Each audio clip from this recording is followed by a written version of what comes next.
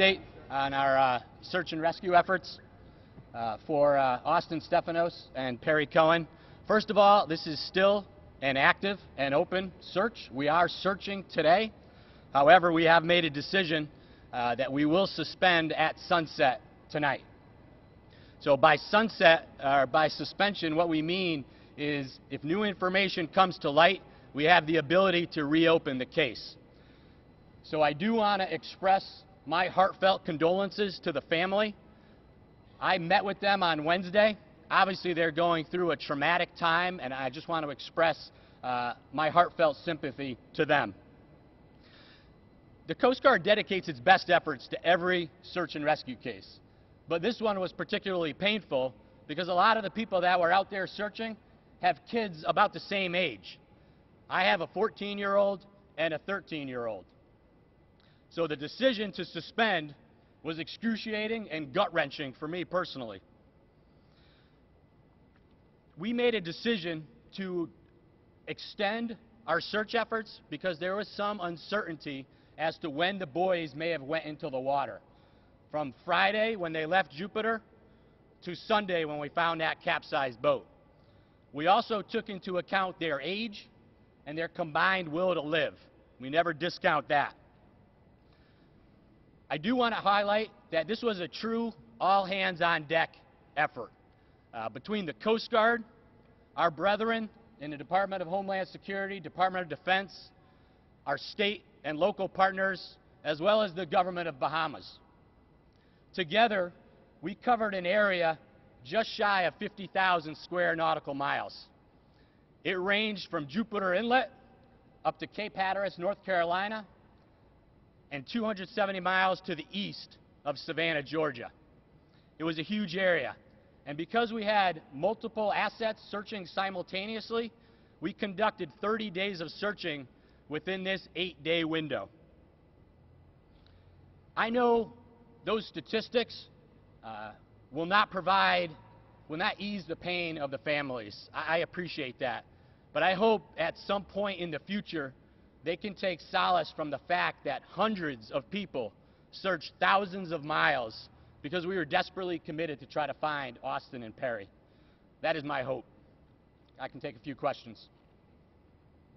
From NBC News, I'm curious, do you believe this case gives fuel to perhaps requiring private vessels when they go out into the Atlantic and Pacific, be required to have e-perks on board, and if not, why? Yeah. There's currently no federal regulations for an age limit on people going to sea.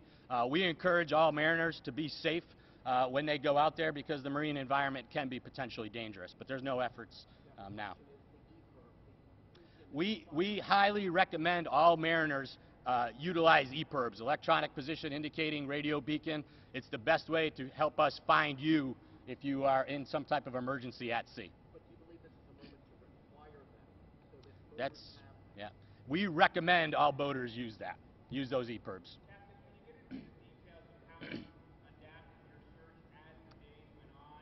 Yep. How you changed your tactics? I'm sure that there's a lot of... Definitely. I've heard it described as an art and a science. Yep. Tell us how that works. Yep. So when they left Jupiter Inlet on Friday, we started our search efforts immediately at about 5 o'clock on Friday afternoon. Started saturating the area with what we knew at that time. The biggest consideration was the Gulf Stream. The Gulf Stream runs from the south to the north at about 3.5 knots. So we have sophisticated computer models that help us determine where to search. So we searched actively Friday night, Saturday, and then Sunday we found that capsized vessel. What that did was help us validate that we were searching in the right areas. Obviously we were hoping to find the boys. When they were not there, we quickly regrouped, recalculated new searches based on that information. And then we continued from there. Since we didn't receive any information, the search area continued to go north based on that Gulf Stream. But I can tell you, each search that is planned, the Coast Guard executed 66 different searches. Each one was planned based on the impacts and the effect of the previous one. Captain, what's the best guess assessment of what happened to the boys? I know they left the inlet, and then what? Yeah. What did you put together? Right. What we know on Friday, I think most of you know, there was a pretty significant squall that came through Friday afternoon.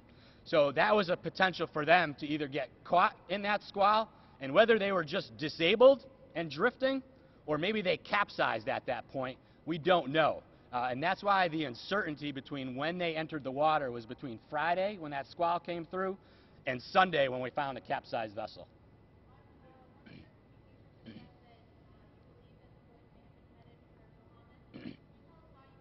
Sure. There was some social media chatter about them going to the Bahamas, and that's one thing we do in the Coast Guard, is we take all sources of information, anything we can get our hands on, and it calculates into our search efforts. So when we heard that on social media that they went to the Bahamas, we quickly contacted the government of Bahamas. The Coast Guard has resources in the Bahamas, and we searched that area. However, our inclination was we thought they were still in the Gulf Stream, and we thought they were going north, and we focused most of our efforts in the Gulf Stream, and that's what led to finding the capsized boat on Sunday. Was that the message on Snapchat? And if so, did you see it or did it evaporate? You know how that goes away, Snapchat doesn't linger. We saw it. I saw a picture of it. I think someone took a graphic of it, but we saw that. What did it say? So just that they may have been going to the Bahamas. Were there any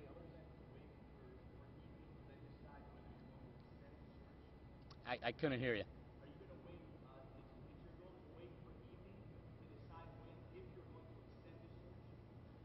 Today? No, the decision has been made to suspend the search at sunset tonight. What suspension means is the case is not closed. If we have any new information that comes to light in the days, weeks, months ahead, we can reopen the case. But we will stop actively searching at sunset tonight. What could happen in the future? Reporting maybe something else from the boat that was recovered, anything that could be linked to the boys, we would certainly take that into consideration.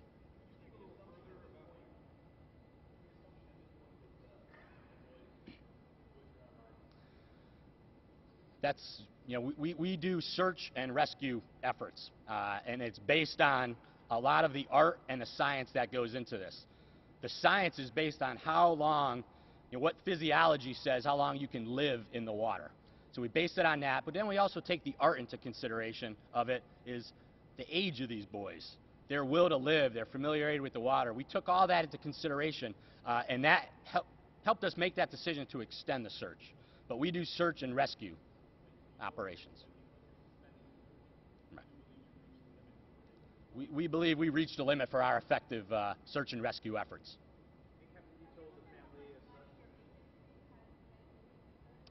The money never came into the equation. My focus entirely was on trying to find these two boys.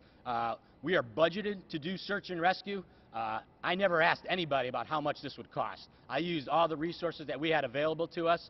I know our federal and state partners, they were going at this with everything they had as well. So money did not come into play. Captain, when did you tell the family? We met with the families on Wednesday, and as a courtesy to them, we told them we would suspend the search at sunset on Friday. But as a courtesy to them, we were not going to make that announcement public. Obviously, they are going through a traumatic time. So obviously that you know, kind of put another hammer onto them. But we wanted to be upfront with them. We've been in contact with them throughout this case from when it started. Multiple times a day we've talked to them and told them what we're doing, what we intend to do, and we owed it to them to let them know when we plan to suspend the search. Any other questions? Two more questions.